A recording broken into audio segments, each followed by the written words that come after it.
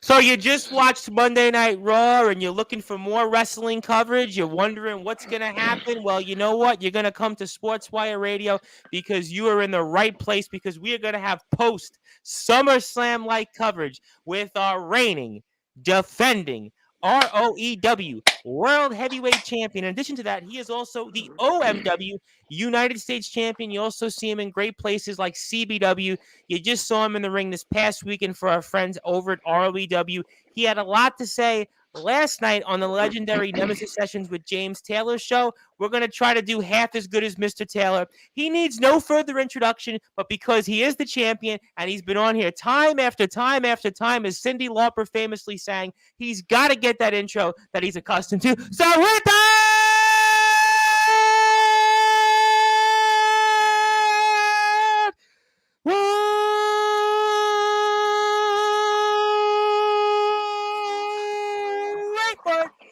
without further ado here on the Sports Report,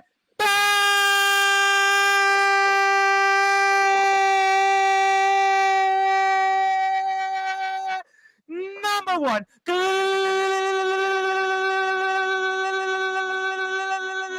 global sports show, the reigning, defending ROEW champion of the world and the OMW United States champion, who they call the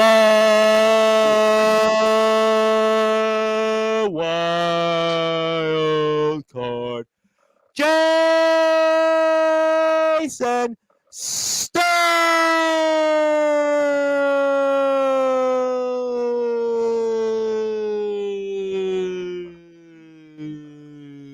The champ is here. How are you? Good as always. Thank you for the beautiful introduction, Reverend. Pleasure to be on this show once again. Disclaimer for everybody listening: you probably won't get too much of the firecracker, the yelling, any of that. I'm kind of coming down with a little something, losing the voice, but we're powering through. I commit to something and I show up, so here we are. I'm ready to go. Well, we'll certainly be respectful of your time, and I can Oh, obviously no hear it in your worries. voice. So, no. Obviously, we certainly hope you feel better. I've got a bunch of comments in already, but first things first, to kind of lighten the mood, I saw you at SummerSlam. So, give me your impressions of the night it was. Almost 60,000 people were there, and you and the missus. And what was it Yeah. like to be out there in SummerSlam in Detroit? So I've been to a lot of live shows. I've been to SmackDowns, Raws, house shows. I was at a couple of AEW shows. I was at Blood and Guts in Detroit, but this was my first premium live event, pay-per-view, whatever you want to call it, a stadium show. It was wild for sure. The crowd was hot. Big pops for Cody, big pops for LA Knight. They booed Shayna and Yeah, Ronda that Rousey out of match, the I building. reviewed it with one of my analysts on Sportswire. We did a post SummerSlam show, and that match was like, I mean, that match is still getting a lot of years as we speak, and it's already been 2 days past the show. That was just not a good match at all. No, I thought the Roman match of the night for me was definitely Seth versus Finn. I thought that Yeah, was an Seth was amazing Finn, match. and that was a great way they kind of closed it, and I think even the way they ended tonight. Yeah, Seth and Finn was very good. That was a good match. I also liked the opening match, Logan Paul and Ricochet. I thought that was a great match, great opener. Yeah, that was solid for sure. It's kind of crazy that Logan actually wrestled the opening match for SummerSlam and then flew to Dallas, I believe, to go watch Yep. his brother fight. So that's crazy. Yeah, it's amazing to me, Logan Paul, and we'll certainly come back to a lot of ROEW and OMW, CBW in a second, but it's amazing to me how Logan Paul has kind of been the one celebrity, I guess you could say, that's really like he's good at this. He's got the look, he's got the move, the ring set. Look at what he did against Roman. Look at what he did, obviously, against Ricochet. I mean, he's really done this, and he's done really well. Seth Rollins as well, and he's kind of been one of these guys that the way they're using him, I think it's kind of he's done a good job for himself. They're very smart for doing so. I mean, sitting there live, like all the little kids are like huge Logan Paul fans, screaming for Logan. It was crazy. So, I mean, over in Ricochet is, he's a pretty popular baby face, I'd like to think. So, Yeah, for people to boo him over Logan Paul, Well, Was he's the spot guy. He, for whatever reason, hasn't quite been able to get on like a streak since he's been on the roster now for about 4 or 5 years. Obviously, his right. missus does a great job at introductions, that adds, and yeah, that was a great match. I thought Cody and Brock. I thought that was great. More to me about the ending. I thought that was good. I thought the women's title match on the SmackDown side was good. So I thought it was obviously a really good show. Glad you were there, but I do have some comments. Let me get to people here as I warm things up. Skulls, the Soul Hunter. Good evening, gentlemen. Yes, we do owe Skulls still an appearance on Sportswire. Stay tuned for more details on that. I couldn't believe Brock with off stripe. I don't know what he means by that. Daniel Banner is in the house. Of course, Daniel Banner is from GT Ministries, up at 4 o'clock in the morning. Daniel Banner, got to give it up for Daniel Banner because this guy, every time I'm live on Sportswire, is always here. So I want to say hello to him. Anastasia Riznia in California. Also want to say hello to her. She's just tuned in. Daniel says hello, gents. Also, Soldier GP. I knew that was coming. Obviously, Yep. Soldier and Omen are in the house. Well. Look at this loser. Hashtag good guy. Omen would like to say, I destroyed you on your show. Now you're on my show. Kind of like the circle of life almost. Drake Silverwolf. Good evening, Tom. All right. So, you know what then? Let's tune into, and obviously, coaches in the house as well. So, I have a feeling that there's a lot of familiar faces already coming on here. So, Okay. obviously, let's talk ROEW first. Obviously, the 6-man tag, everybody's talking about it. What a great match. And it was really, I think, another great match. I think of all the wrestling matches I watched this weekend, and this is not counting SummerSlam because I watched a lot of different promotions, this was one of my favorite shows for sure, and the match itself. And I mean, yet again, you're on the short end of the stick, and this time Mr. Law, though, takes the pin. So, I mean, a lot to talk about in ROEW for some other reasons, and just give me your impressions about the match, and where do we go from here? So first off, Omen, Soja. I don't know about destroyed. I don't know about loser.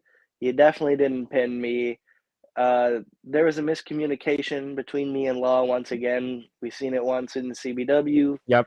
It happened obviously in ROEW. I hit him with a big Mag 8, and CJ Black and his goons capitalized, threw me out of the ring, and got the win. So hats off to you, gentlemen. But neither of you have pinned me in the ring. So, like I said last night, I'd like to see either Soja or Omen, whether it's ROEW, whether it's IMF, one on one in the middle of the ring. Well, I'm curious because you've been still the champion in ROEW for several months now, but for whatever reason, in these different tag team matches or in these other matches that kind of have some type of stipulation, there always seems to be some type of issues. Why do you think that is for whatever reason? It's just luck. I mean, obviously, the situation with Law speaks for itself. We had Jacob Collins, that situation several weeks back. I mean, why do you think it's been that in these different tag matches or stipulations, there always is some kind of hokey way out where you come up on the short end? Well, I hate to give him any credit, but hats off to CJ Black. He's a master manipulator. He's good at kind of rigging things in his favor, and He's got he Omen and has. Soldier. I mean, listen, they're the guys right now. When I think about this scene, I mean, they've even transitioned into their independent wrestling. They're going to do promoting with that. I mean, Soldier and Omen, I mean, if you can get them and they're in your promotion, I mean, they certainly do not only deliver results, but they also deliver the followers. And one thing I'll credit them to in that 6 man, they can both fight. well, I would be I mean, lying. we've known that on Sportswire, though, for a while, Right. champ. You've seen them here Oh many yeah. times. And I'd be lying if I said I wasn't sore after that match. I took a beating from those two boys, but like I said, CJ Black, he's a master manipulator. He has a ring IQ that's quite high, and it doesn't translate to real life. But be that as it may, he moved at the right time. I hit Law with a mag 8, and they capitalized. So I got to give it to him for that, unfortunately. See, I would disagree to an extent about the wrestling IQ. Leave aside whoever it might be, whether it's CJ, Omen, yourself. I do because again, we speak to wrestlers all the time on Sportswire. I think that wrestling IQ does matter because Soldier makes a point in the history books for the wins and losses. They came away with the win, but there is something to say about wrestling IQ, and that's where I'm gonna slightly take a detour with you because again, time and time and time, it doesn't matter who it is, what state, country, promotion. I speak to guys in wrestling IQ does matter. Oh, no doubt. And I don't know if I misspoke, but I was giving them credit for the IQ that they had in the ring. I just don't think their IQs in actual real life translate very well. Ah, okay, that So, makes sense. Okay, that's a better clarification. Okay, that certainly makes sense here. And okay, we'll come back to that in a second. Coach says hello. I have a feeling that we'll be seeing each other later on. Daniel Banner likes to say, "Nice to meet another wrestler. Hope to meet more because that's the cosplay way. Because he's the cosplay guy, and he made his debut in GT Ministries, an independent company in England, and he did the Hadouken, and he tried to do the Hadouken to try to eliminate his opponent in a battle royal, and it didn't work out here. But there's been a lot said in ROEW, and I think I'm going to go with this, but I'm going to go in a different context than what was said last week on the show, or even what you said with James Taylor. Obviously, it's well documented. You were supposed to wrestle Jack Delta in a Detroit street fight at Meltdown coming up here, and that's not going to happen, as obviously Mr. Delta had announced that he's taking basically an exit stage left from the ring, and it's for the foreseeable future. Obviously, we wish Mr. Delta all the best in whatever he decides to do with the rest of his career and his life. So, I mean, what is your impressions on that and kind of the future of ROEW? first off, I'll address the Delta situation. Obviously, me and him have had our differences in the ring, in Sure. the storyline, whatever you want to call it, but I tend to disagree with a lot of the smack people are talking about Delta, how he's kind of, phoning it in, faking an injury, whatever you want to call it. I don't think, I think a I lot mean, of he had the people, elbow cast on, right? I mean, it's kind of one thing to. right, and I think a lot of people believe that Delta or Kyle, as some may know him, owe them a lot or owe their federations a lot. And I think people need to take a step back and realize that, in the backyard scene at least, people aren't making money off this, or at least at the level most of these feds are not making money. The injury risk is very real. We could all get hurt at any time. And if he's burnt out, on top of an injury, there's not much that can be done in terms of, you know, like if he doesn't want to wrestle, if he doesn't want to show up for these feds, that's more power to him. I wish him all the best as well. I hope, he heals up well. I hope whatever life brings Jack Delta makes him happy and makes him feel fulfilled, because if wrestling's not it, then something obviously there's passion for something inside him somewhere, and I'd like to see that. Let me ask you a question. I'm going to ask you a slightly different question, but it relates to Jack Delta. As you're starting to wrestle in different promotions, you're starting to travel now a bit. You're kind of being one of these guys now that's in demand. Wrestlers I speak with want to work with you now. You've done a lot in a short amount of time that I've gotten to know you. Pretty much, I think it's like 3 or 4 months I've gotten to know you now. So, have you kind of learned many or anything from Jack Delta in his own experiences traveling? And maybe what do you try to do differently to, if at all, kind of not end up in that spot where maybe you're burnt out and just kind of want to take an exit stage left?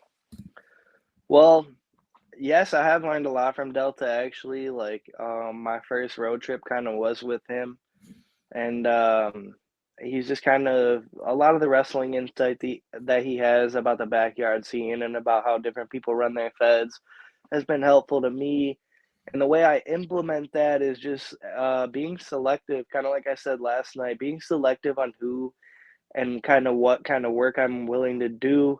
Because, like I said, the injury risk is very real, and I'm not trying to knock anybody on here, but a lot of these guys are not trained. They don't put in the effort to actually train properly, to actually wrestle safely. And you see guys, and I'm going to do the same kind of high road I did last night. I'm not going to name drop a bunch of people, but there's guys that I've seen, that I've spoken with, that I have respect for, that have gotten hurt.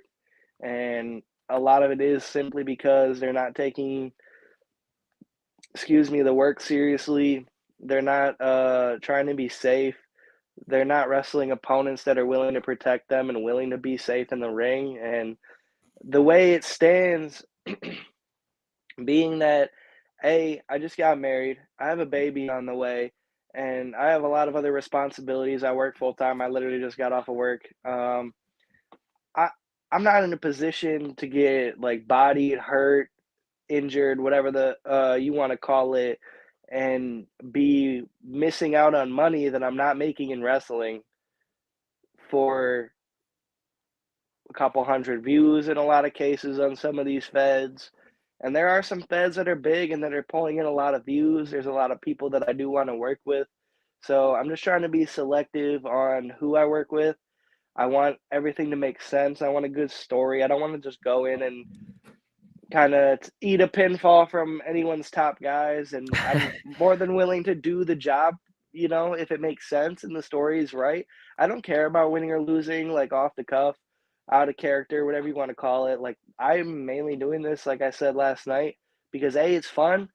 B, I'm enjoying my time with it, and I love wrestling. So No, I can definitely see that. And I have a ton of comments, and I'm going to get to people here for sure. I definitely am going to get to comments here in a second. But I was curious, and I don't mean to break the fourth wall, but I'm going to do it. But I'm going to do it in a way that I think will be a good question, especially for some of the people in the audience that are also a contemporary or a peer of yours. You obviously got recently married, and congratulations on that. Also, thank your you. beautiful wife is expecting your first child on the way. So I'm almost curious when you're going out there now and wrestling in these different places, not in REW, I'm talking about CBW, OMW. I'm sure there's other places I'm going to get to that I think you might be a candidate to appear in, that are some real places that I think you could obviously cut your teeth in. But I mean, how difficult is that to leave home and to leave a pregnant wife when you're going out there and traveling to these different places? I was curious on that, especially for the audience.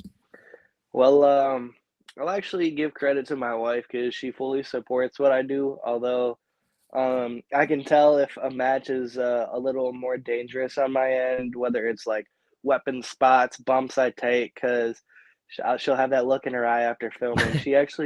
She rides with me. At least she has on a couple of the tapings I've been to.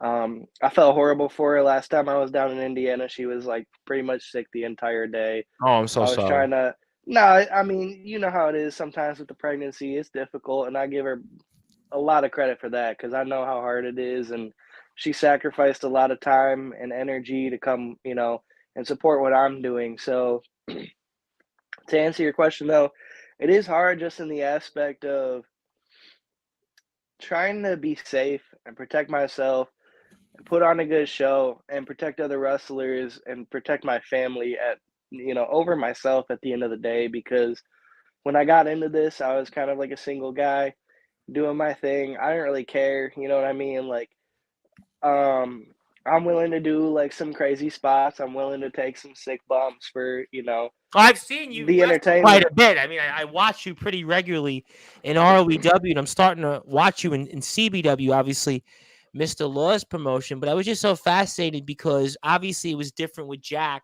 because Jack is not married and doesn't have kids. So if Jack is traveling, Jack can do that. He's free to travel in any way he wants. When other guys travel, they've already had their families, they're set in stone. So I thought it was kind of, in a way, fascinating to ask maybe in a way, what's it like for you? Because you have this pregnant wife on the way, you just got married, and it's got to be a tough thing to go through. I mean, I've interviewed a lot of musicians that have gone on the road and they've had wives or girlfriends and they're expecting a child. And I've asked them that question, and they'll tell me, Tom, it's very hard and, it's tough, but, I'm in that moment. And obviously, you're certainly in that place, and you've got a great wife because she's a wrestling fan. She was there with you at SummerSlam. So you are a lucky guy. I don't have to tell you that.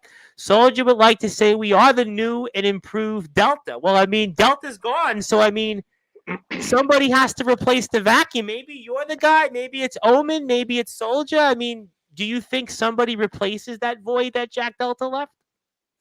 I think in a sense of like star power, I don't think, excuse me, I don't think Jack Delta is necessarily replaceable, but I think in terms of star power, having Omen Black, Soja GP, I think that adds a lot of eyes to the ROEW product.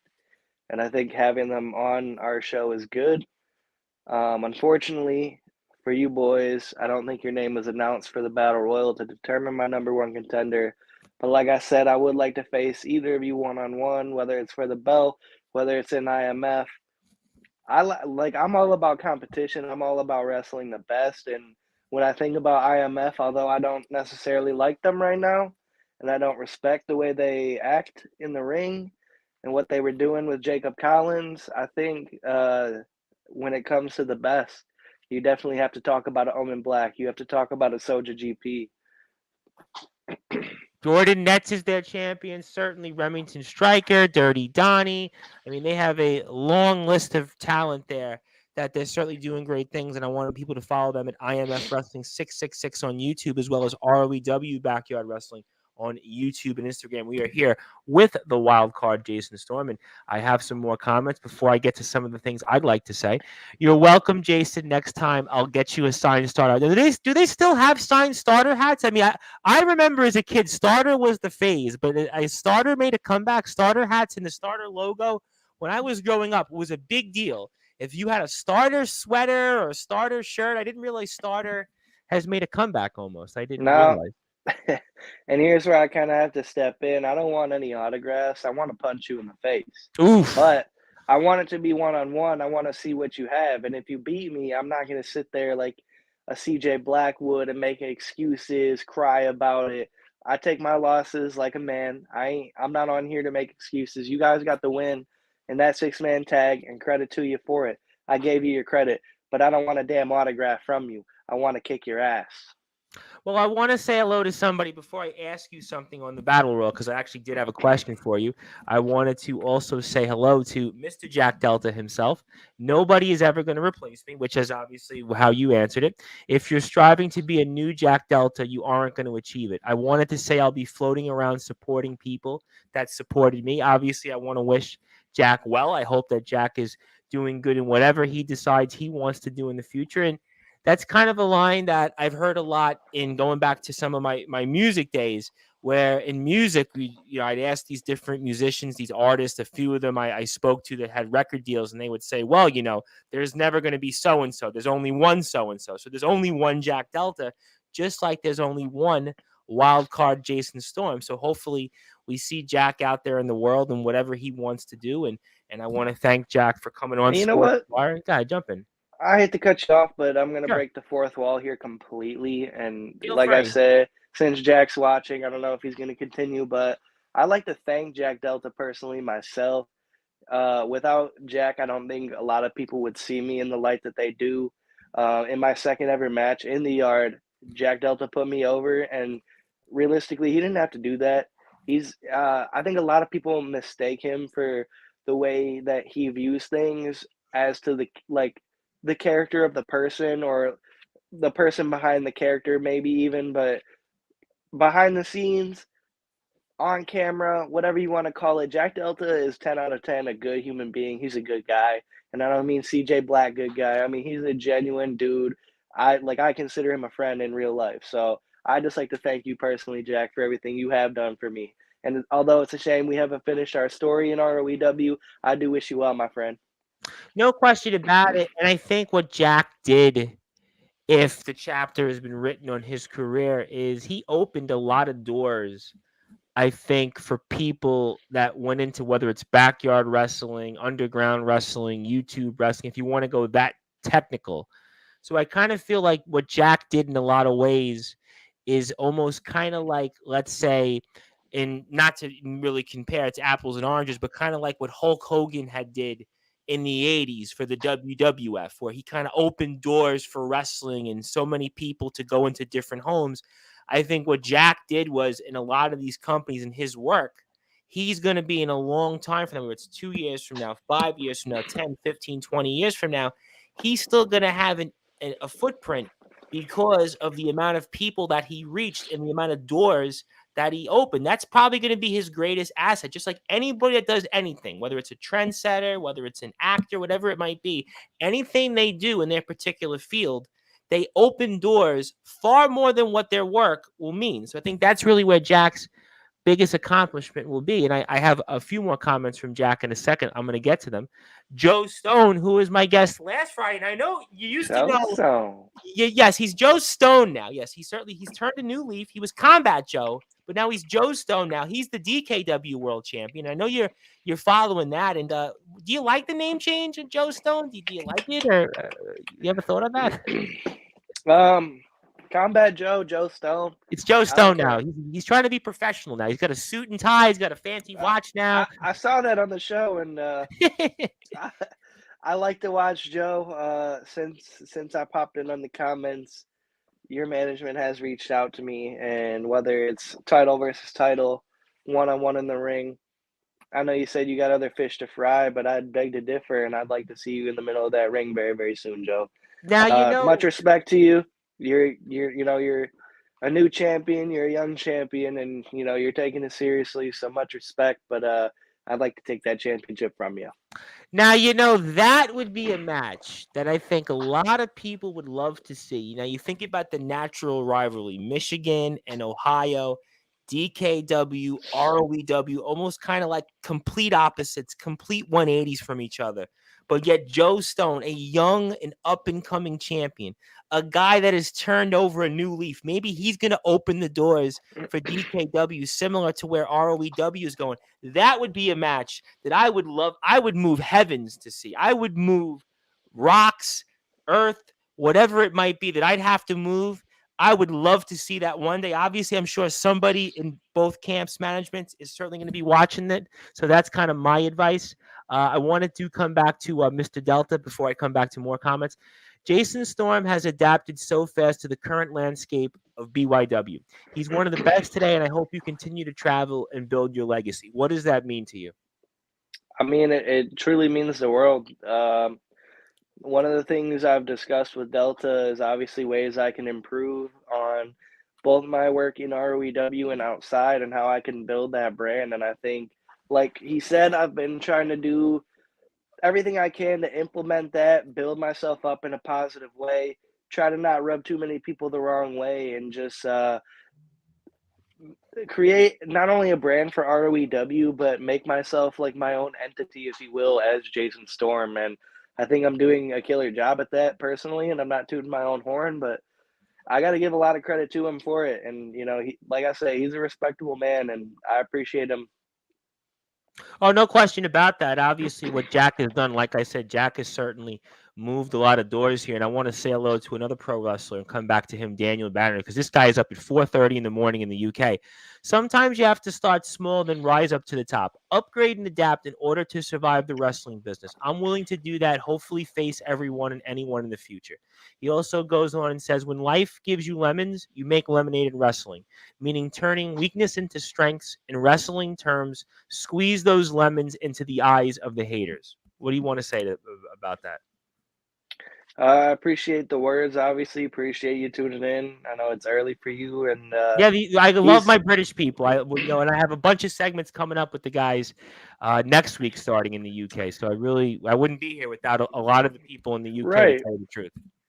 And I think he has a very valid point. And the way I kind of perceive what he said is like, you hear about people getting different starts in this business, and some people are, happy with the backyard scene, and that's all they do, and that's cool. Some people want to go pro and do all that, and some people start like literally at the top. You get signed by WWE, you get lucky, and you get thrown in there like a Braun Strowman who didn't really have wrestling experience before WWE. Bianca Belair had no wrestling experience, get signed. I mean, some of these people now, it's a different world. Used to be you'd basically toil. I have a buddy of mine who's a pro wrestler here in New York who got injured, unfortunately, Chris Urban.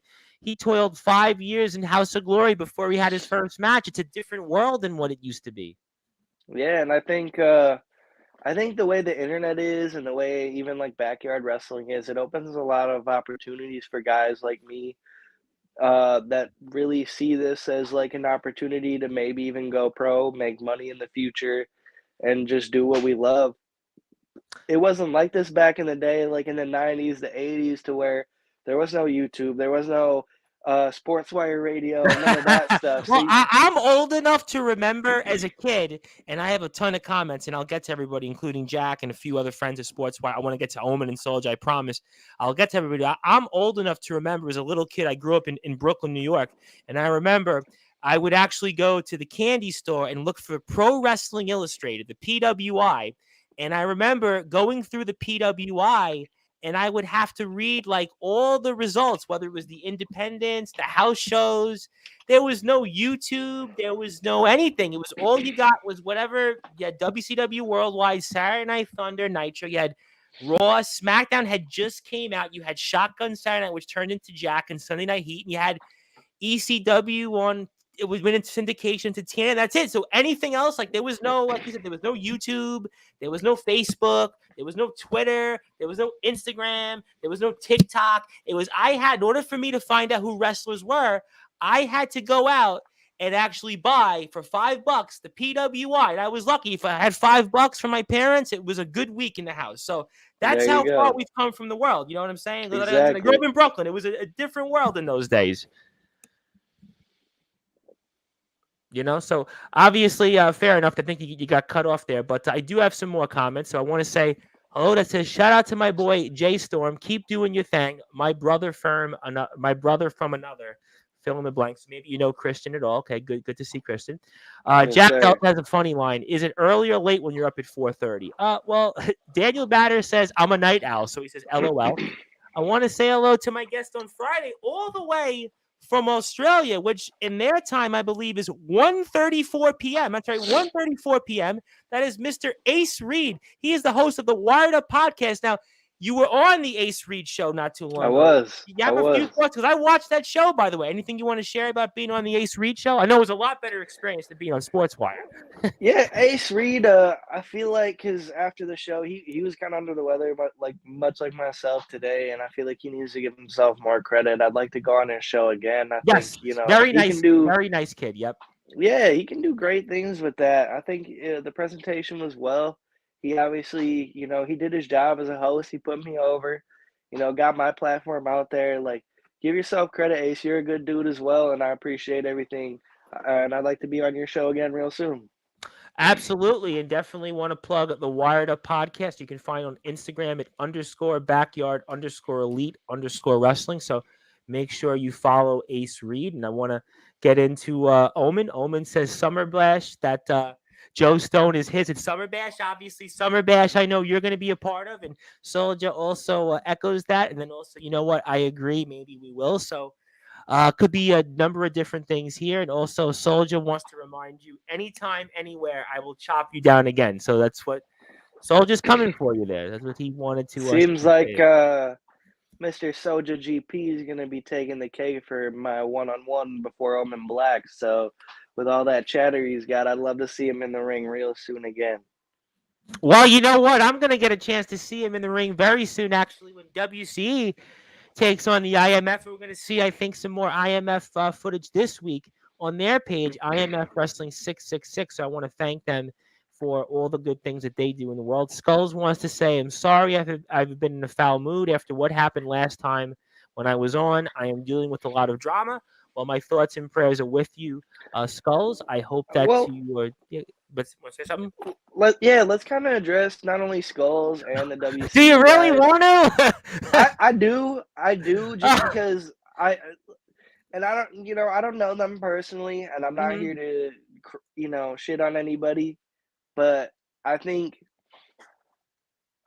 if you're building a storyline with IMF, Skulls, Zero Jovi, Deus, James Marshall, James Marshall, and I've heard that Marshall is, and I'll give Cranston some credit. He actually kind of stepped in and saved a couple of those interviews. But you guys need to step up your game in terms of being able to speak, being able to put yourself over as a brand, as an entity, because the way I see it as a viewer and as a fan, and I'm not saying this in character, I mean this, and I want to see you guys succeed. I want to see everybody in this scene succeed.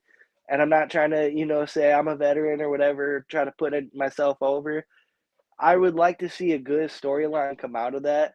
I would like to see good product come out of that. When I hop on a Sportswire and I see a Omen Black, talking to, you know, James Marshall. I And want to Jovi's see. sitting there. I know Jovi's sitting there, and he's got the bug eyes, and Marshall's Yeah, why? sitting there. He sat there with his sunglasses on the whole time, which I don't know if the light was too bright, if you were smoking a little too much weed, whatever the case was, dude. You guys need to step it up.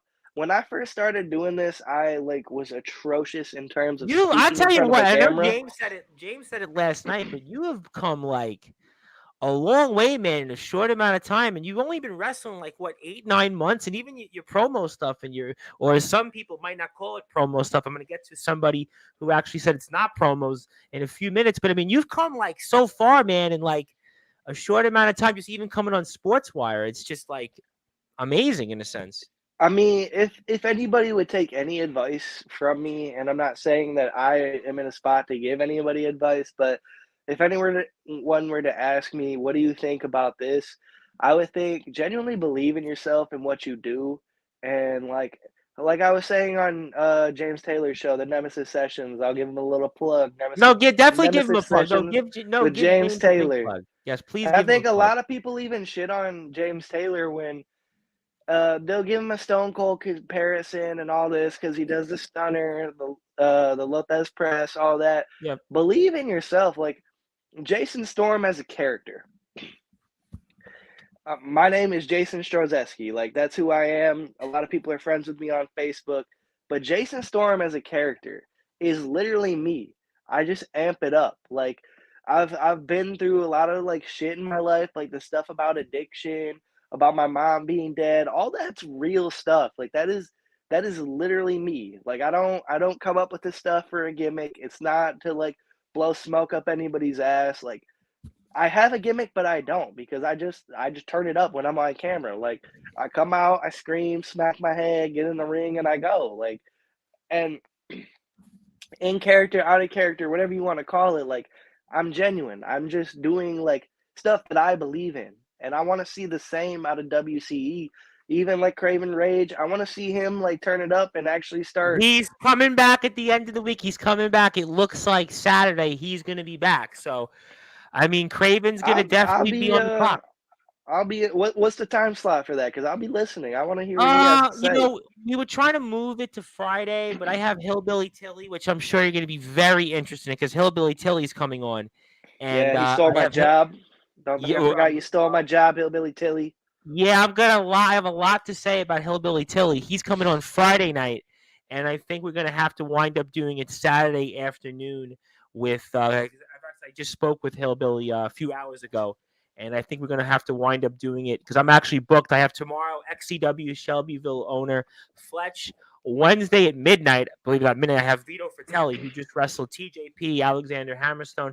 Thursday, I have Mr. Judgment, the DBW champion. And then Friday, I have Hillbilly Tilly. And I think Thursday afternoon, I have a UK spot for Daniel Banner. I have the guys from Firestar Championship. So I have almost like no way to put Craven on until Saturday. So he's got a Right. tough time slot there for him. But yeah, I mean, ask away. You ask Craven whatever you want because he has not been here in a while on Sportswire. I think a lot of people have been wondering where is Craven Rage, and we're gonna get some answers from him for sure. And I have a ton of more comments here. Let me try to get to everybody here. I'm gonna try. I'm gonna come back here also to Daniel Banner. I think Jason would be more popular in the UK because the British wrestling scene is always looking for more American wrestlers. Yeah, I mean, we had Franco Varga. You probably wouldn't know Franco Varga. He kind of does like these tours. I actually interviewed Franco Varga. He's wrestled a lot of guys that have been in WWE, like EC3. He wrestled, I'm trying to think, Jacob Fatu, a lot of different guys that have kind of been in and out of the roster. Heath Slater, Rhino, and he goes on these tours, and he's kind of a big deal from America. There's another guy I had on. I'm trying to think. He was the king, Mitch something. He comes on here, but yeah, you do kind of have the British look. You got the long hair, you got the facial hair. You do have like the British wrestler look, so you could fit in some of these towns. I will have to say, Daniel is kind of right because you have that British UK look a little bit. So maybe that's a good thing for you. Maybe one day I'll have to fly overseas and crack myself at the British wrestling scene. I can make that happen for. I can certainly let a few people here do that. And Omen would like to say me versus Storm versus Joe at SummerBlash. Sounds like a great triple threat match. And We can find out more about that. Management of all. Let's make that official. Well, that's up to you guys, DKW and IMF management to make that happen. But I have a good question from Jack Delta. Is with all the stuff that you've had, what are some of your top 5 matches that you've participated in your career so far? That's a loaded question. So top 5, in no particular order. Last man standing match with CJ Black. First match with Jack Delta. CBW triple threat, the main event for Let Freedom Ring. That was last 2 weeks ago now. 2 weeks ago was Freedom Ring. Yep. Jack Delta versus Jason Storm in the Falls Count Anywhere match that we just did. And then I'll probably say agree with CJ on this one. I don't know if he's watching tonight, but CJ Black versus Jason Storm too. Those are probably the top 5 favorite matches that I've done so far. And you can watch that at ROEW Backyard Wrestling on YouTube. You can also follow Jason Storm on Instagram as well at jason.storm.byw. My name is the Reverend Tom Bryce. I am the man behind Sportswire Radio. And if you want to follow us, we are on YouTube at Sportswire Radio. Also Twitter at Thomas Bryce 2017. Instagram at the Sports Report 2021 and 24 hours a day, 7 days a week, 365 days a year. You can listen to all of our great content on sportnarium.com/player. As I mentioned, tomorrow night, I figure around 7 o'clock, I think Eastern time, we're with Fletch, the XCW Shelbyville owner, midnight Wednesday, which would technically be Thursday. Vito Fratelli, the belt collector. He has got more titles than I can count. Thursday afternoon, I think between 3 and 4, we have a crew of Firestar Championship wrestling talent, including my dear friend, Mr. BMD. Also, 8 o'clock, we'll have on the DBW, the Dominant Breakout Wrestling World Heavyweight Champion, Mr. Judgment himself. And Friday, 7 o'clock Eastern time, Hillbilly Tilly himself. Obviously, he is now in the Alliance Wrestling League. He is going to have a lot to say about that, plus much, much more. But right now, we're having a great time. We're trying to be very cognizant of the wild card Jason Storm's time. I can see that he's trugging along here, and we're going to try to read off some more comments here. Soldier would like to say, watch what I do to Nicholas Crenson and Sean Jovi. That's what I'll do to you. Any thought on that? Well, all I can say is I will be watching very closely, and be careful what you wish for, Mr. GP, because although, like I said, you got the best of me in that 6-man tag, I'm more than willing to punch you in the face. I'm more than willing to shut you up like everybody else that stepped up to me and thought I was an easy win for them. So whenever you want to come back to ROEW, whenever I got the time to come up to IMF, I'm willing to take that challenge. Let me ask you a question. I know I have a lot of comments here. I'm going to get to people, but I want to come back to ROEW for a second. In the Battle Royal, I mean, do you have an inclination on anything yet toward that, or who may come away from that, or who you might like to see win that? Because obviously that is going to involve you in that championship that you hold on to so dearly. Well, to answer that, I definitely don't want CJ Black to win.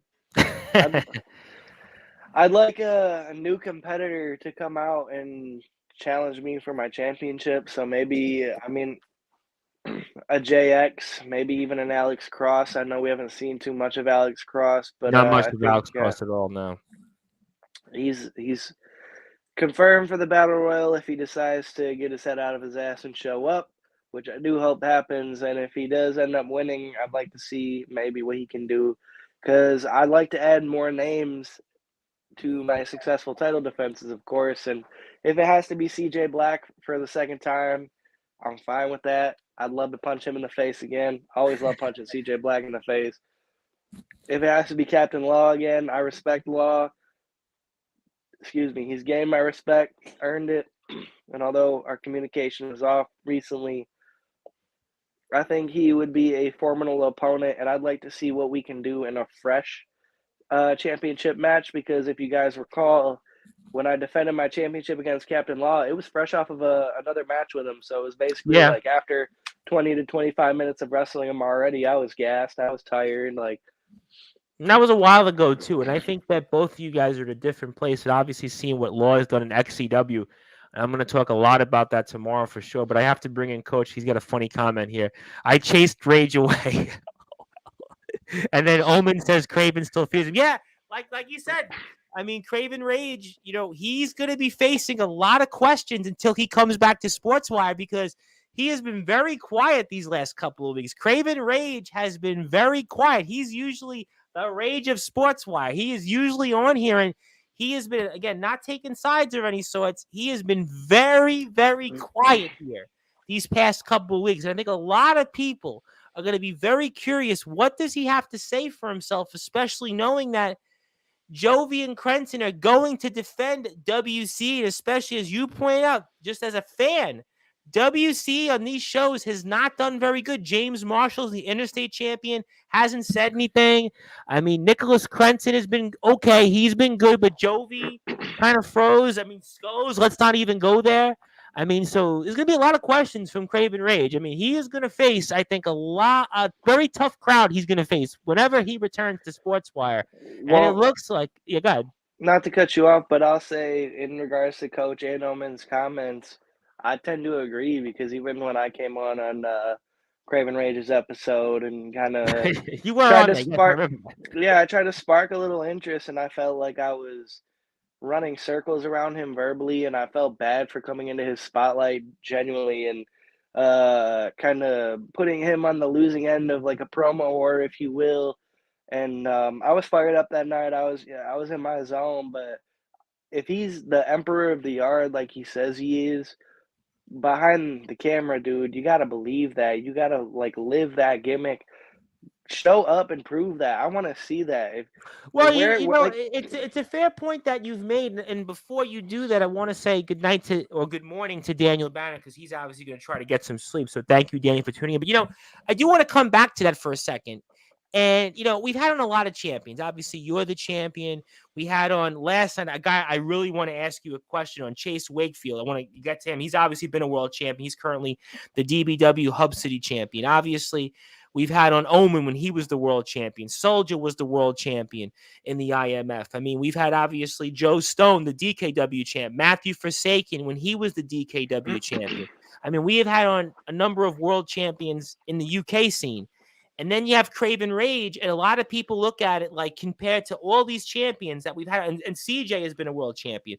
Law has been a world champion, right? So anybody you could think of on Sportswire, and certainly Jack, can never forget about how many runs Jack has had. Even Atomic Titan has come on. I mean, the point is, Craven Rage compared to all these people I just rattled off, people look at him and they're saying, okay, and what? That's, I think, right now the big question he's facing in the yard right now. Yeah, and kind of to piggyback off of, I know you watched the Showtime. I don't know if anybody checked out last night, but I was kind of talking about how guys are imitating what they see on TV, and I'll compare because I mean it's obvious Craven's kind of doing like the Roman Reigns shtick, but when Roman's on TV, that man can cut a promo. So I need to see the same from Listen, when me. Roman's on TV, Roman is on TV. Exactly, and I need to see the same from Craven Rage if he's going to imitate that. Like, you can't hop on and let people like me run you down and run circles around you on your own like spotlight on your prime time. Like, this is your time to advance your character, advance your brand as Craven Rage. You can't let me, and it's no disrespect. I mean, all respect to all these guys for whatever they want to do, whatever is fun for them. If he's enjoying himself, more power to him. But when it comes to like what I see as good viewing for backyard wrestling, it's not imitation. It's you have to do your own thing. I mean, wrestling is the art of imitation. Imitation is flattery, whatever. But and I do certain moves and certain mannerisms that wrestlers in the past have done on TV, maybe still do on TV. But my entire gimmick is not like my finisher is like basically the twist of fate, the storm cutter. But I'm not Matt Hardy. I don't come out there and throw up the Hardy Boys symbol. I don't hop on the rope and do all that. I'm not hitting swanton bombs, doing all that. You got to believe in yourself, believe in what you're doing, and make it real. Because that's what compels and kind of sets apart these good companies from the bad and like from the rest, that they're putting out compelling storylines. Like Soja and Omen Black. House of Wolves, yep, with Soldier, yep, and then obviously Jordan kind of breaking away took something from him, and they're trying to Yeah, resolve but that. It's a like very that compelling is storyline. and like admittedly, like I told those boys off the cuff, I'm just now kind of getting into IMF as a brand and whatever it is, but when I tune into that, it's compelling. I like their Yes. work. And when I wrestle with them in ROEW, like, and I know I said Soja is stiff, but I mean that in a good way. All his punches, his kick, all of that looks real. All of that feels real. Well, Like compared his to when he chops. was restless and when he was wrestling another guy named Black, who shall never be named again on Sportswire, when they had a guy come in from Wisconsin, this guy's punches. I mean, listen, a cat could have punched better than this guy. I mean, Soldier can hit. I mean, I'm sure he can hit in Oh real yeah, life, but he could in the him and ring. He Omen looks both. good. Those chops. Those are no. That is no joke. Listen, That if is I no listen, joke. now I'm a guy. You've seen my money in some of the promos. If I was CJ and I was in his spot or your spot, I would do the same thing. I would make sure Omen and Soldier are my friends for the rest of my life, because I would not want those guys to be on a bad side, because those guys, when they hit, you've seen it firsthand. So you definitely know here. And Omen has a funny line here. I have to bring it up. I'm booked doing charity for the untalented. Stop. That's it's funny. It's funny but mean in the same time. And he says, maybe I come back and win that battle royal, then beat you 1, 2, 3 for that pretty championship that's on your little shoulder there from Soldier. Also here, I got more comments. Jack wanted to say, yeah, that was ass. If you don't draw good views, you shouldn't be having drama of that level. Focus on your product, not how good you think you are. Also, Jason, you're a good dude and a great talent, and I'll kick your ass. That was kind of funny. I could see Omen saying that in real life, actually. So yeah, I've had a lot of conversation with Omen, and I could totally see Omen saying that off the air. Love Omen, by the way, if I could I'll say that. and I'll piggyback off what you were saying with having them on your side. I'm kind of mad at myself that I let CJ get to him first, because I mean I have respect for Omen. I have respect for Soldier GP. Those guys I have did a I first, and I don't know if I've said this on the air. They know this because we speak a lot off the air, but I had heard about these guys, I want to say 7, 8 months ago. And I was told, and I won't say the person who told me, but Omen and Soldier will know who I'm referring to. And they told me, watch IMF. I'm telling you, whatever you do, just watch IMF. And since then, they've gone off like a rocket. I mean, when I first heard of IMF, it reminds me of the story I'm going to get to next, because IMF, it was almost like getting into them at the ground level. Now they're going to go on. IMF is going to probably have the subscribers that, listen, VTW has, TBW has, and Soldier says real talk, Jason cool dude. And speaking of people on the ground floor and speaking of people on Bitcoin and stuff, I have to ask you this question, and Omen and Soldier will appreciate this, because this definitely kind of tie into them. We had on a gentleman last night, which I know you caught on at the end of my show, because I think James went off while we had like maybe 10 or 15 more minutes here on Sportswire. And that was Chase Wakefield, the double B, the Bitcoin billionaire. He is from the land of NFTs, the metaverse, and he is also in a company called VTW, which is another company which I think might have the best editing, the best graphics, maybe the best overall wrestling show in the scene right now. And he also wrestles for a company, DBW, which is basically went from being a yard to kind of what IMF is going into, basically a pro company. And, you had a few right. things to say about Chase, and Chase has got an interesting background. He is also a traveler. He has also done a lot in a short amount of time. And I was curious about what you thought of Mr. Wakefield. And, maybe if you'd like to see Mr. Wakefield one of these days, maybe in a ring or a yard somewhere, whatever you might want to call it. Yeah. So first off, I'm not sure if he's watching, but Mr. Wakefield, appreciate the high regard that you showed me last night, and I kind of mirror that statement back at you. I'm impressed with what you've been doing. Um, VTW as it stands, and they've since gotten contact with me, but Dark Cryptic Wrestling, DKW, all these federations, all these wrestlers say they see my work, they see what I'm doing. Where's the offer? If you want to work with me, my Instagram, Facebook, TikTok, Jason.storm.byw. My inbox is open. I'm open for offers. I'm open for people to come into ROEW and challenge me for my championship. I want to face the best in the yard.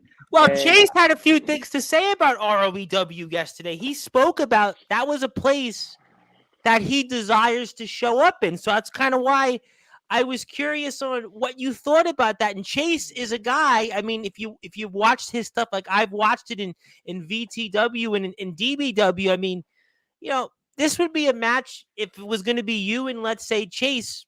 Even if it's not for the title, just a match to kind of see who's the Clash of the Titans. I mean, this would really be one of the matches that would almost be like a top 2023 match of the year candidate.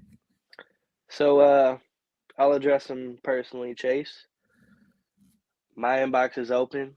The door for ROEW is open. Get in contact with me. Let's make this banger happen, dude.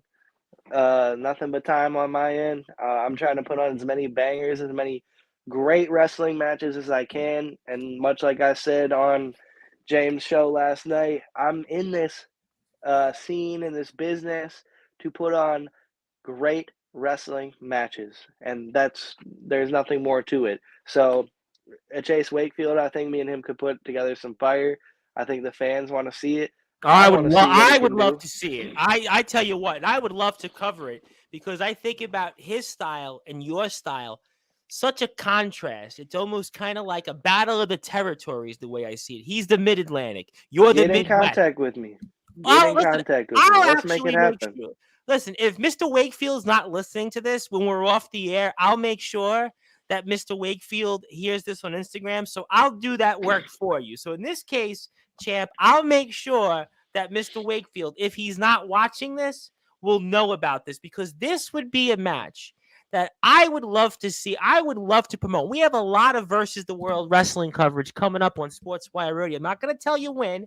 I'm going to save that because when it comes, it's going to be a big deal because I got some big guests that have already we lined up for. But I want to focus on that a different time. But Jack Delta's got a point that I spoke about last night, and I'm glad that Jack had mentioned this. VTW is top 3 in the yard in terms of production and wrestling quality, alongside ESW and ROEW. I'm glad that Jack has mentioned this because when I was watching VTW, and I was obviously talking about Beach Blast with Chase because he was on the show wrestling Ace Christian, another guy that I think would be an interesting opponent for you. Another guy that's in VTW, Brandon Castellati, by the way, is going to be on the show next Tuesday in your chair, and I'll certainly make sure I bring you up. But I watch VTW, and almost the match layout, the commentary, the flow, the look. I mean, it's really like highly informative. It's just on the eyeballs, it's such an easy watch, and I think that that's so important. And maybe talk about because what you guys do at ROEW, I think, is very similar because ROEW to me has always had fantastic editing, fantastic flow in matches, just the whole style and the pace. I mean, just talk about how important it's been in the production side for you guys because obviously piggybacking off that, I think VTW very well might be the best I've seen in addition to you guys. Well, I'll put it to you this way: there's a difference between playing wrestler and being a wrestler, and I think ROEW, we have some up and comers. Me myself, I'm an up and comer. I'm in my rookie year. Um, I take it seriously, and I think a lot of the guys in the locker room, CJ Black, even when IMF came down, when Law comes in, when Delta's there, we all take it seriously, and it's about telling compelling stories and putting on beautiful wrestling matches. There's a lot that goes into a good wrestling match. Anybody can throw or sling a chair shot at somebody, but can you tell a story? Can you they call it a ring canvas. Can you kind of paint that picture, that image? Can you convey what you're trying to put together in that ring? Good wrestling product is about good storytelling, and that's what I think separates us and VTW and even ESW from the rest of them. Because, and I'm not saying like an IMF, they're great too. CBW, I think they do a great job of storytelling. All these guys though that are kind of mirroring WWE, retelling stories from WWE, doing that. It's good and there's an audience for it, but if you want to be a great wrestling show, you have to put on your own story. You have to show the world why you are why you should be in the conversation with like an ESW, a VTW. Like Jack Delta, he's been I think it's 22, 23 federations, if I'm not Yep. mistaken. For him to throw ROEW at the top of that list and say production value, wrestling wise, it's one of the best, that means a lot to me because I think since ROEW rebooted, I've had a lot of like my own hand in both storyline, putting together great matches, and actually performing well. And it doesn't happen overnight. When I first threw on a camera and tried to cut a promo, like I watched some of my early promos that are on the ROEW channel, and I just laugh and like face palm myself. Like, what the Hey, hell is listen, that? Like, everybody's like that. I always tell the story because I'm doing this for almost 5 years. And I started on a Skype recording. I mean, think about it. In those days, there was no, StreamYard. There was, video conferencing Zooms. I did it on a Skype call. So you can imagine what that audio, and it's out there on my SoundCloud page. And I still have my SoundCloud up. Yes, I still have a SoundCloud page. it's And, it's a different world. Everybody doesn't start off at the top. it's funny because you bring up Skype, and I can just hear the Skype like the doo doo doo doo doo Yep, doo. that was those days. Yep, and Yeah. those were the days. You'd sit Oh there. man. We were on the Skype, and Oh. I'd have my picture there, and my co-host would have a picture, and we would kind of be waiting for it. Then they'd be like that 5-second lag. Then it would sometimes be Yep. 10 seconds, and then it was just like it was always awkward. So the point is, everybody has to start somewhere. The point is that you're always going to look back. I even heard, listen, Geddy Lee of Rush said once he listened to the first 2 Rush albums and he couldn't even listen to them. Only listened to like 1 or 2 songs. Everybody, when they start, it's always going to look back and they're going to certainly feel a certain way. But the point is, 9 months from now, another 9 months after that, you are going to be on your way to some really, really big places here, which I'm very, very excited about here, which is why I want people to follow again Jason Storm, jason.storm.byw on Instagram. You can also catch ROEW Backyard Wrestling on Instagram, also on YouTube. And speaking of companies that I'm also excited about who are right up there to me with ESW, with VTW, is DBW, because DBW and VTW are almost kind of like in the UK, we have sister companies. DBW, who've done a lot of work with, obviously, Chase is a part of DBW, obviously, Roland Havoc, who obviously. Chris Craven, the other coach, is kind of also done a little bit of work in DBW. So DBW and the company keep an eye on. Obviously, XCW Shelbyville is a company tomorrow we're going to speak with here. Also, I have here, hi, how are you today from Ricky Hernandez, your friend from Northridge, California. Do you know a Ricky Hernandez? It doesn't ring a bell, but hello, Ricky. Pleasure to have you on the show. Pleasure Okay. to hear you listening. I'm trying to remember if I know a Ricky Hernandez, but I don't know. Maybe I know a Ricky Hernandez. Where do I know a Ricky Hernandez from? I mean, I see Francis Hernandez. I'll And I say, like in real life, there's a lot of people like even like going in the grocery store from high school, and they'll recognize me, and I will have Well, I heard you absolutely say you and no me idea. you were going home from SummerSlam, and somebody said, "Hey, Jason Storm." Yeah, even and I guess he's kind of friends with C Money and CJ Black in real life. But I was at work, sitting there at my desk, and some dude kind of like giving me that look, like creeping up. I'm like, the fuck is this dude looking at? He's like, "You're Jason Storm, aren't you?" Like, I watch your videos, and like, I don't advertise where I work other than if you have me on Facebook, you can see UWM, whatever. But I don't advertise like in my wrestling where I work or where I show up. And for him to actually be there as a contractor, that's like 1 in a million that he actually saw me there, recognized me. Like, I thought that was pretty cool. Like, to be recognized, even 1 or 2 people here and there, that like speaks volumes to the product that we're putting out and what I'm actually doing in the yard, in the ring. My birthday is August 13th. Your friend Ricky Hernandez from Northridge, California. So, Well, okay. happy early birthday, Ricky. My birthday is August 8th, so it'll be in a couple of minutes here. So happy birthday to you. By the way, happy birthday, champ. Obviously, Appreciate definitely it. want to wish you a very happy birthday. Appreciate Hopefully, it. I wish you feel better on your birthday. What a bummer to kind of be sick on your birthday almost. That's kind of Eh, I mean, yeah, it is, and I was kind of, I was joking with my wife because she kind of got the bug before me, and I was like, "You did this to me. You got me sick on my birthday." But I mean, it's gonna be another day at the office for me. I'm going to work in the morning, doing my thing. all right. Well, I'm going to certainly be respectful of your time. I have a couple more No comments. worries.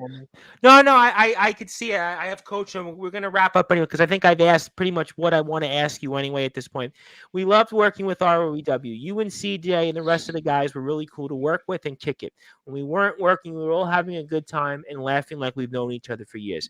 That's what it's all about. Soldier would like to say, I can't wait to go back, and we can't wait to watch you guys when you come back. I hope you guys come back soon. But I think you guys are going to be dealing with WCE, so I think you'll be dealing with some of those individuals. So I'm sure we'll see you on TV there. So that'll be an interesting experience. But I could see you trugging along here. I wanted to bring on the coach for the last 15 or 20 minutes of the show. And coach, how you doing, coach? How's it going, my friend?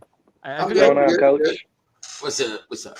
What's going on tonight? What do you want to talk about here for a little while? Obviously, champ's feeling a little bit tough in the teeth, but anything on your mind? Anything you want to say to the champion here for a little while? Hi. Um, Well, okay, that's nice of you to say hi. I mean, yeah, no, I'm good. I've just been listening along like everybody else. I've really got nothing. I got no controversial stuff to say to Storm. So I could say a couple things about some other people you mentioned, but well, Craven. All right, well, Craven Rage. That was the name we were speaking about. Craven Rage. I'm sure that's a Who? name you're gonna probably see. Now, I'm sure He said, "Ooh." you know, that's a name that's been talked about a lot on the air, off the air. So, what do you want to say about Craven Rage? I You know know what? Omen. I feel a large amount of disrespect towards my own name, knowing that he shares it. Like it's almost like it's like one of those days where you just want to. You know what it's They can almost like? stop.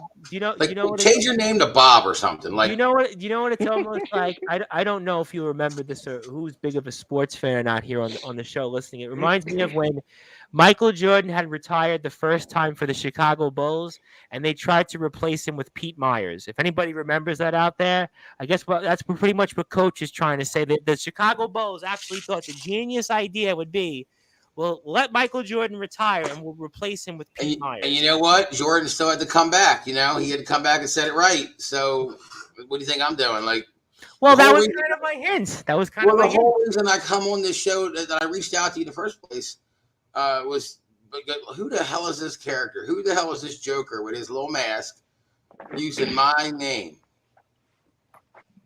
Like, come on now. I think it's kind of the same thing. Guys, and we get all this talk about how none of them can talk. That was made. I mean, very Crenton. obvious. I think I will defend Crenton. I think Crenton is a decent talker. I think that Crenton can definitely hold his own. I speak to Nicholas a lot. I will. Yeah, you got to look. He had that TV show back in the day, Pee Wee Herman's Playhouse. He was good. You know, he knows how to talk. I think Craven Rage. I think the mask does him a lot of discredit, in my opinion. Because it helps. muffles. Have you seen his mate? No, I'm just kidding. No, but I mean, so you're not, Coach. You're not saying he should pull a Rey Mysterio after Kevin Nash unmasked him, then, correct? No, in this case, his career won't get better with it taken off. Anywho, you know, hey, change the mask up. You know, do something else. I mean, come on now, Party City's got to have some more masks that you could pick from than that one. Yeah, like, kind of just it muffles his voice a lot. Like when I was on here talking to him, I'm like, dude, like you're eating cloth, and I don't mean disrespect to him, but like, come on, like there's stuff that works and there's stuff that doesn't, and in my opinion, it just doesn't work for him. Let me ask you this, Coach. Well, that's just like Skulls. He comes on wearing that nut cup of a mask over his face. It looks like a skull. See, Skulls. I don't know if Skulls is savable at this point. I love Skulls to death. I think I'm he's just a great talking about the mumbling, like you can't hear him. Well, I was going to ask you this because you would know this maybe a little bit better than Jason, because you've been a pro, you've done that for a while as well. And what I might suggest, and I think I've said this on the air even, is what they were doing in the UK during COVID so much. There was a guy almost similar to myself who was certainly a well-known talker, did a lot of interviewing, and his name was Chris Brooker. What he was doing was he was almost doing like a promo class. They would 7 or 8 guys would get on a Zoom and they would just like figure out the strength of each person and kind of have a promo class. Is that maybe the way that could help some of these guys like a Marshall or Jovi or these other guys, Skulls, even Zero Deus, who's doing, I guess, kind of like the Joker gimmick, Van Houten. I mean, it's I felt violated. I felt violated. Like he was going to pump the fucking camera with his mouth. It's just way wrong. Like too much. Less is more. Anyway, so would that work though? Would a promo class work with these guys? Get a bunch of them on Zoom. Would that help? You think? A promo class could help, sure, absolutely. But another way that people can do it, like if they don't want to take part in it, they feel embarrassed or they feel, I believe it or not. Okay, talking real here, no gimmick.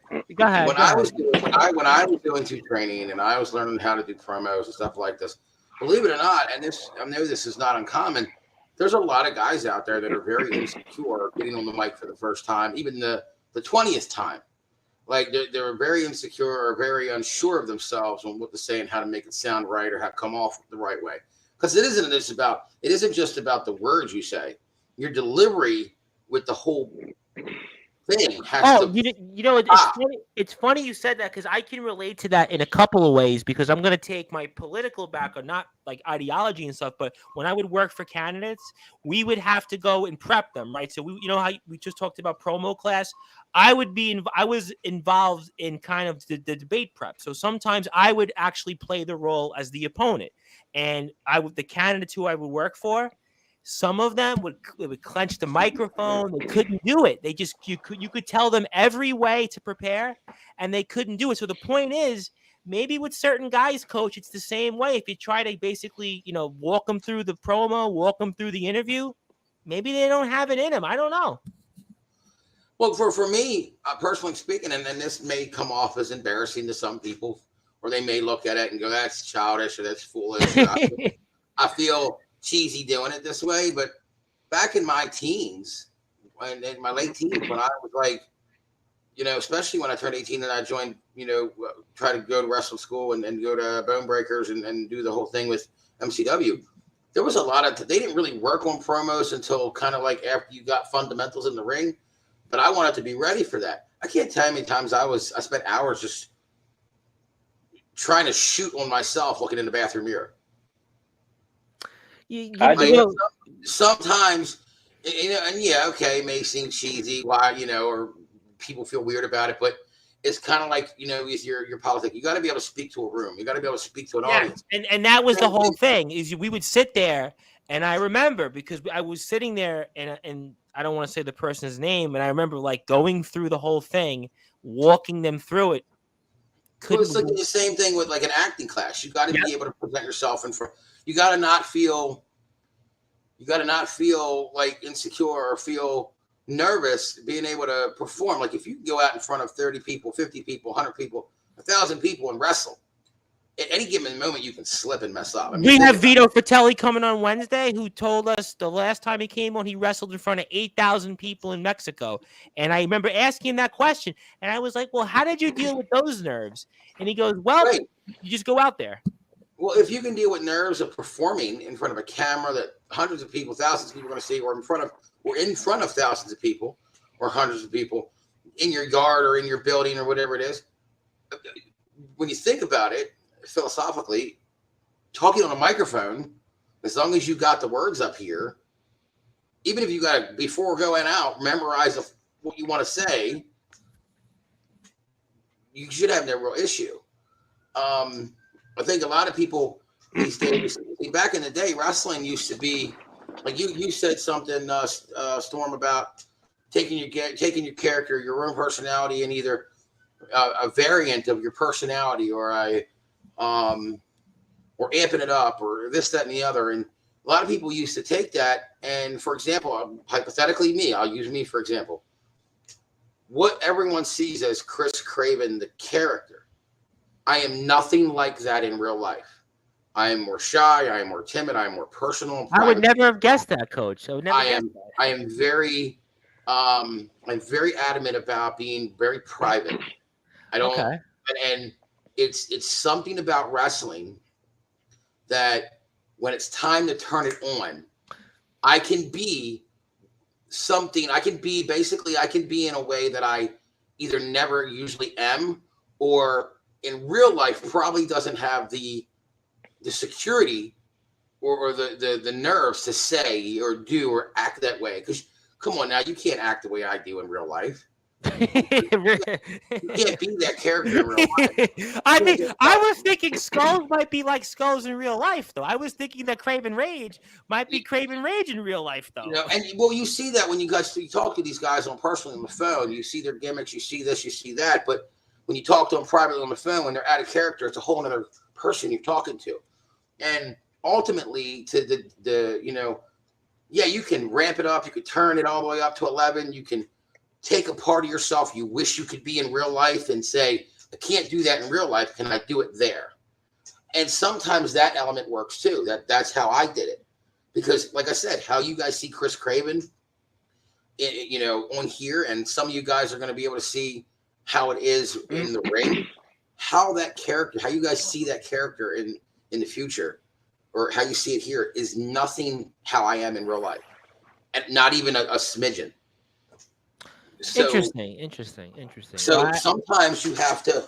Sometimes, wrestling provides us a facade, a curtain that, or pulling the wolves over someone's like you're gonna pull that curtain over your real self, and you're gonna project an image, the image you want them to see.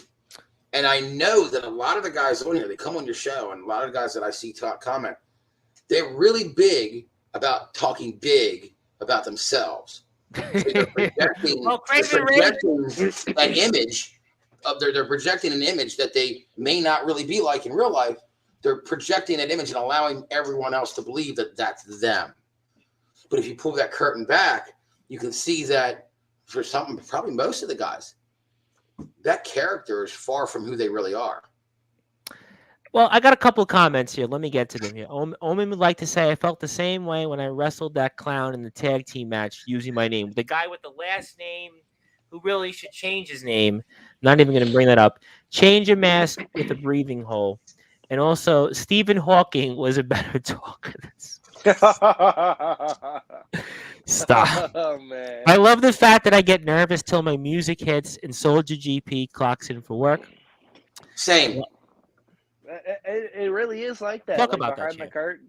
Yeah, like behind the curtain, like even today, like I'm comfortable in my character, and like when I first started out, like I said, talking for me was not like the strong suit. I felt almost embarrassed of what I was saying, like didn't necessarily believe the work I was putting in or the words that were coming out. But like even today, like having that full confidence once I'm through that curtain, like I still get that little like that little pit in my stomach, especially when you hit like a new federation, a new, in front of a new crowd, in front of some new guys. You're like, are there people going? I got that same issue that I got to worry about. Like, okay, so I talk as Craven, I'll talk a big game. I run my face. I'll be the dickhead that I am on here. I'll poke the bear, but the funny thing is to be on here and be 100% real and genuine with everybody that watches this. I've got my issues too. Like I'm not saying it like I'm not gonna basically fire a shot that I haven't fired at myself, or I'm not gonna sit there and put a label on somebody or stereotype somebody that I haven't done to myself. Because, for example, I talk all this big shit with Steel when doing this match at Summer Bash next year. The last time everybody saw me on here.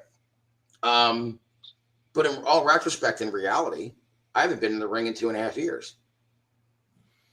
You know what I mean? So while I may trust my craft and trust my abilities and knowing the psychology of the ring and wrestling and how to perform, and I know the steps of the dance, there's still going to be nerves, not about who I'm wrestling, but nerves about not wanting to shit the bed when I go out there. Can I live up to who I once was Right. You don't want to pull a Shane McMahon at WrestleMania earlier this year, basically. Oh, jeez.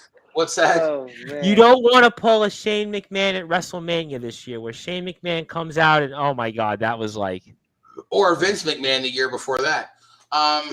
Yeah, That too. yeah, right. You know, the stunner that didn't stun. Yep. Anyway. Yep. Yeah. But like I said, in all reality, like you said, you know, having those nerves before you go to the curtain, there are times where, you know, even when I was active, I'd be like doing an extra bit of stretching. I'm trying to psych myself up. I'm got earbuds in. I'm trying to fucking listen to something that gets me pumped because just nothing's working. And then my music hits, and I'm like, oh, well, there it is. Well, you know what I found so fascinating? Years ago, I remember I forget who I was listening to. In speaking of promos, Bret Hart actually, it took him years to actually get the promoing done. Not that he was ever like the great orator, but he actually, the reason he wound up wearing shades and glasses was because he would get so nervous in front of the camera that the only way for him to be able to talk and do the promo would be to put the glasses on because he didn't want to see the people. I mean, who would have guessed that, right? Now, actually, to be honest with you, that's a lot more true than you think. There are a lot of guys in wrestling still today that do that same very trick. Having sunglasses on allows them to, I guess, feel not seen with their nerves. Yeah, I mean, I guess there's a point to that. Omen Black would like to say guys that do that. And that have that same problem, that do that same trick. I would never have guessed that. I'm not going to do a blindfold match. First of all, I'm not a wrestler, and I'm not doing a blindfold match. So we'll cut holes in yours and leave his the same. I'm not going to do that here, but I appreciate the comment. I have to ask you actually a question, Coach, and I'll this champ can listen to. This is actually a serious one. So what am I getting into Thursday when I speak to Mr. Judgment? I don't know. I don't know the guy. Oh, you don't know Brian that well? Okay, fair enough. No, I have yet. So on September 23rd, DBW is doing their next show. That's the next live show. Correct. Raw and Havoc has invited me to come up and watch the show. Oh, really? There, okay. I will make some introductions. In Hagerstown, right? If I'm not mistaken. Yes, and I will make some introductions, and I will try to meet the gentleman and everything. But it would be interesting to meet him on here if that's possible, even if it's the last 10 minutes. Yeah, I think a lot of people are going to want to meet him. I think Jason's obviously he's the RWW champion, and DBW's got a big following. I mean, DBW's got like 3,000 plus on YouTube. They get like thousands of views. This will be like and this is on Thursday. That's Thursday night. Yeah, 8:00. Believe it or not, I'm very excited. I'm very thrilled to want to make this connection with DBW's top guys or whoever runs and the show. Ego's coming on too. We have I don't know when the date is, but I think it's next week. We have Roland and Colin and AJ. The whole group is going to be on with us. Oh, you gotta let me. You're going to be on there. Family. That's family. Yes, you're going to be on there. That one you're going to be on. I promise you. And I will invite you for Mr. Judgment. I mean, I just would have thought you would have knew him well, Mr. Judgment. No, not yet. I haven't had the opportunity to meet him and in person or speak to him. So if I do come on Thursday, that'd be the first time I've actually. Yeah, this one. I think this one's going to be a real treat for people because. But like I'm very intrigued and I'm very interested in making the connection with DBW so that I can hopefully be part of their roster. Yeah, and it's a hot product. I mean, Champ. Oh, I know. It's a hot product. I mean, I watched their shows. It's a Thursday Night Thunder Punch. Whether it's been Total Domination 8, Exodus. I mean, they. Another company that's just, from where they started to where they are now. I mean, I know when you spoke to me about them, like I didn't kind of know, but now I'm watching them the last couple of weeks. Now I know what you were saying. You were talking to me about DBW off the air. Now I'm watching them. I'm like, okay, now I knew what you were saying because this is a hot company. I mean, it's kind of funny. Like I mean, I know Havoc, I know HT, I know Colin. They were all Biwa. Anybody else that's from Biwa there that I know them. But like I have people on my Facebook that I'm friends with that are in that company, and the Outlaws are in there also. The Outlaws, you probably know. I don't know exactly. Like I said, I have a couple on my Facebook that I'm friends with on Facebook, but I haven't actually spoke to them yet. Interesting. So it's going to be kind of weird, right? So September 23rd, right? Are you going to be nervous September 23rd? Casey James is like. he's on there. He's one of the guys there, I believe, and he's on my Facebook, but I've never spoken to them yet. Interesting. Well, that's going to be interesting. I'm very excited. Champ, that's going to be one I think that you're going to definitely want to meet Mr. Judgment. This guy, I he's a definitely big want one. to. And I spoke with the champion today, and the champion certainly has instructed me in terms of what he'd like to talk about. So I'm very excited to have the champion on Thursday night. In fact, I actually moved the time to at the champion's behest because he's the champion. So I'm certainly not going to. And tomorrow we have a good one also. We have the XCW promoter, Fletch, the longest running backyard company in Indiana for 20 years tomorrow night. That's 7 o'clock Eastern time. And Omen said that he would like to meet the champion. Yeah, I'm sure. I do have another name for you. I'm going to keep trying to chip away at this guy, not Bomber. Bomber, I've given up on Bomber. I don't ever give up on Bomber. He pops his head in. He'll surprise you. One day he'll just come out of nowhere, and then he'll be like, "Hey, how you doing?" Well, I am getting that lately, but with Bomber, I don't think it's happening yet. But I spoke to a gentleman that I don't even know if he's watching. He may have been watching these shows. By the name of Artemis Riggs, who is a gentleman that wrestled alongside me in almost every organization I've been in. MCW, no, he never did MCW. He never went pro or indie, but LCW, UWF, EWF, UWO, MUW, BWA, all these AUW, all these organizations, and then sometimes we're even my tag partner. Oh, interesting. All right, so he was also looking to try to make a comeback, as far as I know. Well, bring him on. Listen, if he's out there, certainly have him message me. At this point, I think we actually have, believe it or not, and we're going to get to closing thoughts in a few minutes, but I think I'm actually booked now into September now. I'm actually going into September now. So, yeah, we'll bring him on. We'll have to figure it out, but that's kind of the case here. Omen wants to come Sunday morning church section. How about that? Sunday morning church sex. I don't know about that. I mean, I don't know if I want to really do that, but I'm excited about that. I think that's going to be Thursday. I have to say, I'm always excited when the RWW guys come on, or IMF or WC, but I'm personally Come really on, you can get the redheaded Jesus on here. Come on, he works. We're fired up for that. But, as we come up close to closing thoughts here, and obviously, Champ, I know you're obviously trugging along here.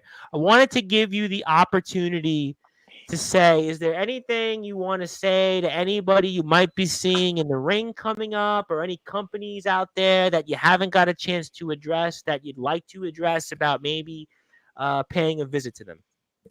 Yeah, I'd like to reiterate the point I made earlier that a lot of these guys are saying they admire me, they see my work, they want to work with me at Jason.Storm. Jason.Storm.BYW. Facebook is the same, or you can message my personal Facebook, Jason Strozeski. Look it up. I'm open inbox, open book, whatever the case may be. I'm trying to put on bangers in the ring.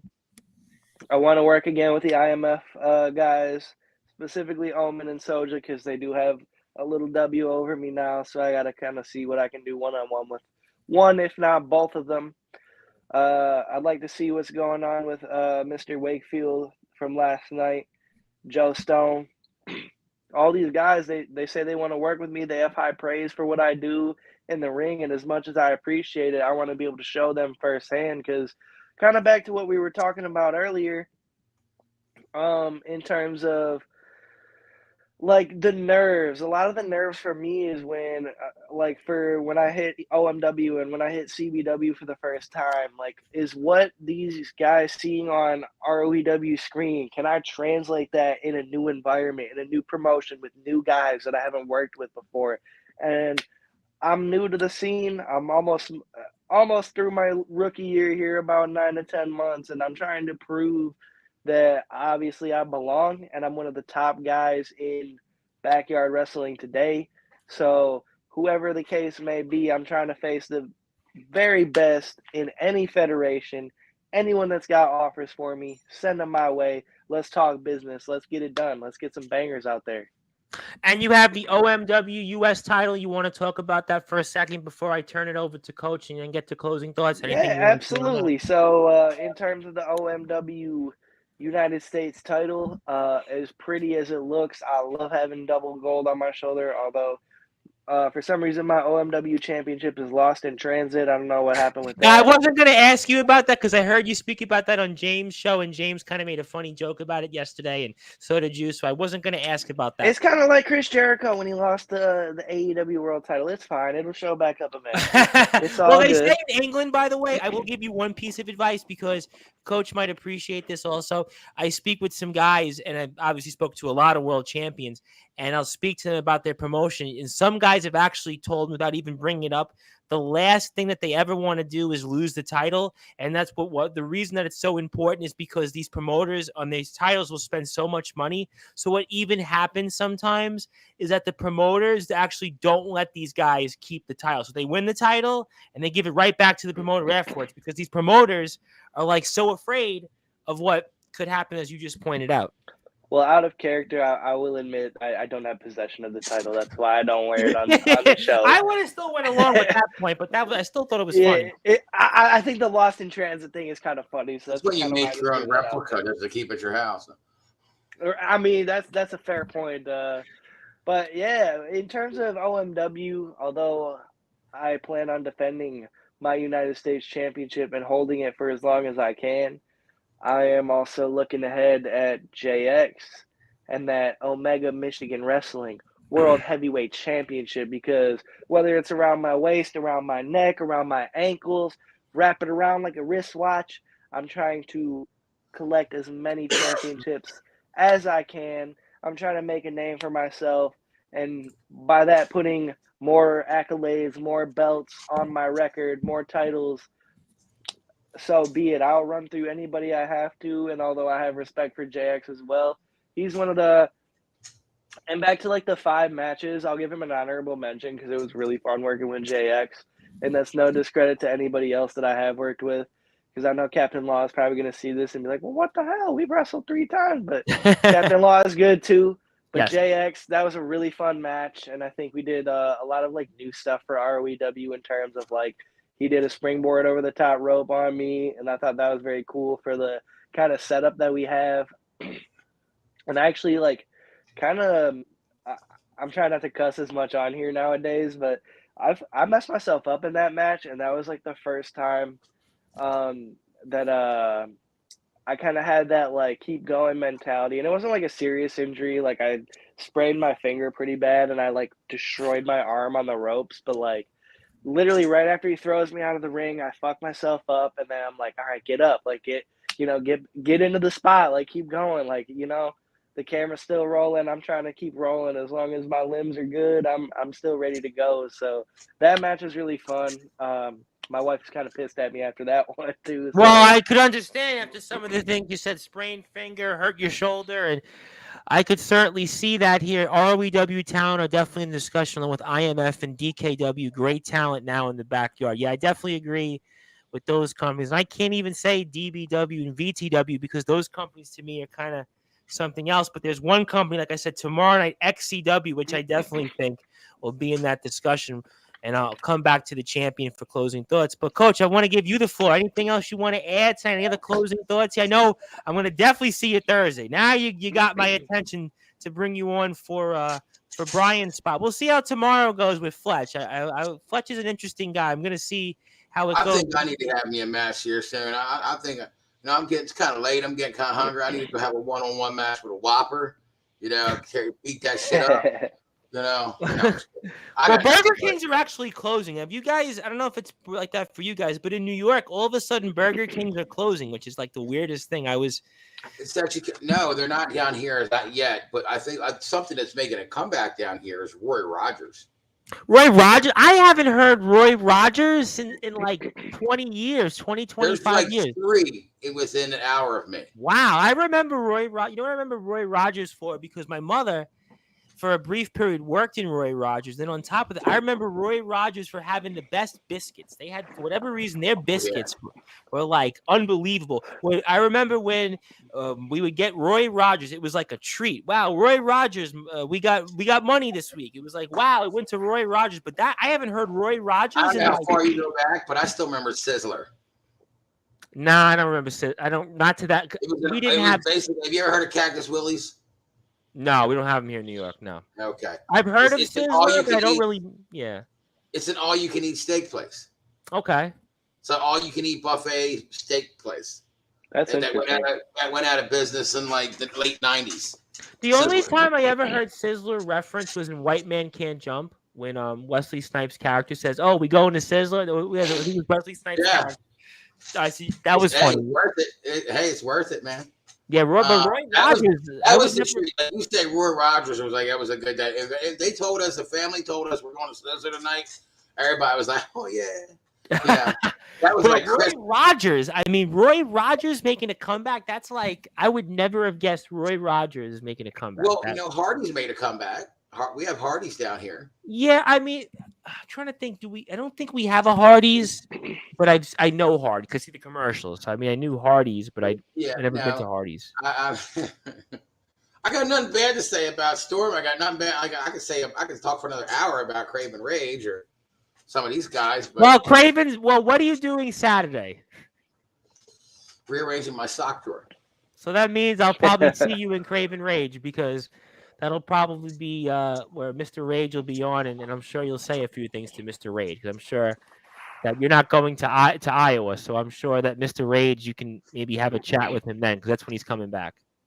I'd be interested to tune into that as well. Mr. Black earlier today, the real Black Omen, not all these other imposters that have the black name. None of them are actually black.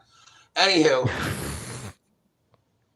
I was talking to him because I've been like, I've mentioned this back when I first came on here that I've been, house searching and might move in the next year or two. Yeah, I remember you telling me that a couple of weeks ago. I was actually looking at Iowa. Really? And it's kind of funny. I was telling him, and I said, I found a house out there. I can't do it right now. I'll probably miss out on it. But the idea of it was intriguing because it was a farmhouse on some acreage. Mm-hmm. And it had this warehouse looking, instead of it looking like a real barn, it looked more like a warehouse in the backyard that could have easily been converted into an arena. And it got me thinking, like, if I'm neighbors with IMF, you gotta do they have do they have like the territory line where you can't have a yard in a certain amount of miles? I don't know. I don't know, but like Jesus Christ. Tara, how many wrestling fans does one state can they handle? That'd be funny if you went to Iowa. That would be kind of wild if you moved. To be honest with you, I was looking at more like Illinois or Indiana because it puts me like right in the middle of everyone. It looks Indiana, everybody. Tennessee, Iowa, Ohio. Yeah, XCW, WCE, ROEW, IMF. Yeah, that's interesting. Those are some interesting places you go to. Yeah, I mean that. I think XCW is another company that is, I know, going to do a lot of work with us on Sportswire. I don't know all the details yet on the air, but certainly that's another company that you would certainly fit very well in as well. But I'm sure any of these gentlemen would shit themselves if I just showed up at their door out unannounced or unknown. Hi, I'm here to wrestle. Well, I would love to see that if you knocked on Mr. Rage's door. That would be an interest.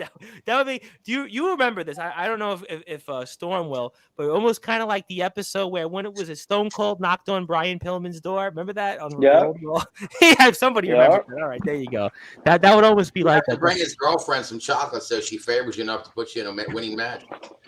Well, we'll certainly have to find out. So obviously, Coach had a lot to say. I know we're going to see him possibly tomorrow, definitely Thursday, and probably Saturday, and also Sunday, by the way. Anthony Steele is coming Sunday. So good. My favorite one. I get to shut him up again. Oh, God. He's coming here Sunday. I can't really speak on Fletch or whatever his name is. I may or may not be available tomorrow night, but the rest Fletch. I think Fletch, what I want to do with Fletch is maybe I'll let Omen say hello for a few minutes. But I know they know each other. So maybe that toward the end, but I really want to let them speak about their company If because you that's got going to be a really educational show to me.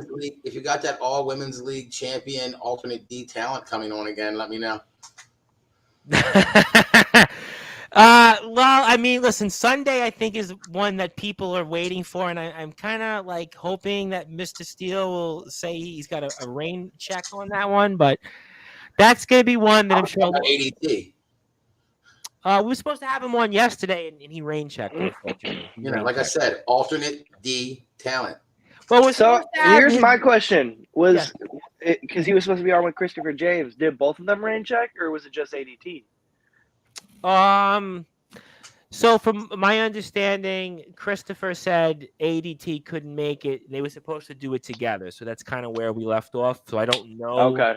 So I'm good. He had to reschedule because his wooden plate fell off his cardboard. Well, I have Hillbilly Tilly on Friday, who's involved in the company, and I think I'm gonna probably go through him to figure that out. So I think that's kind of the plan. So it is what it is. What can I say? It is what it is. If they want to come back, great. If not, I just told you I got a ton of Billy Tilly, Fat Sweaty Daddy. So if they don't come on, it's fine because I have a ton of DBW spots. I have Brandon Castelletti, going to be very excited to speak with him next week.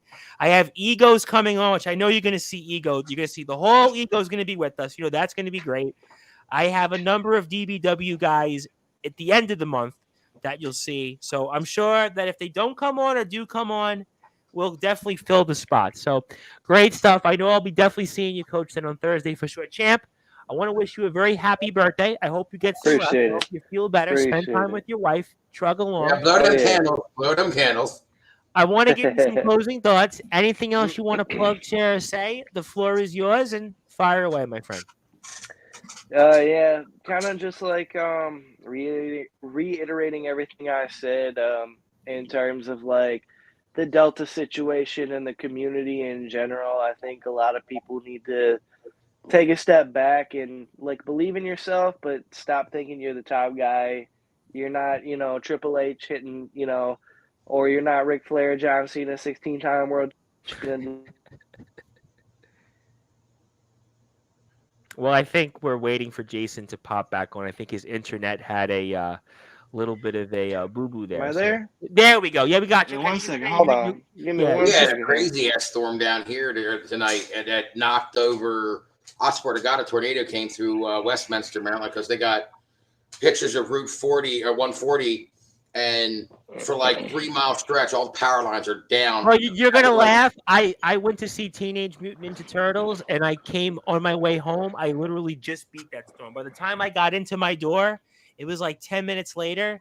We had that storm that you just talked about. So it was like the gods were with me for a change. But Champ, obviously, you want to finish your closing thoughts here. Yeah, sorry.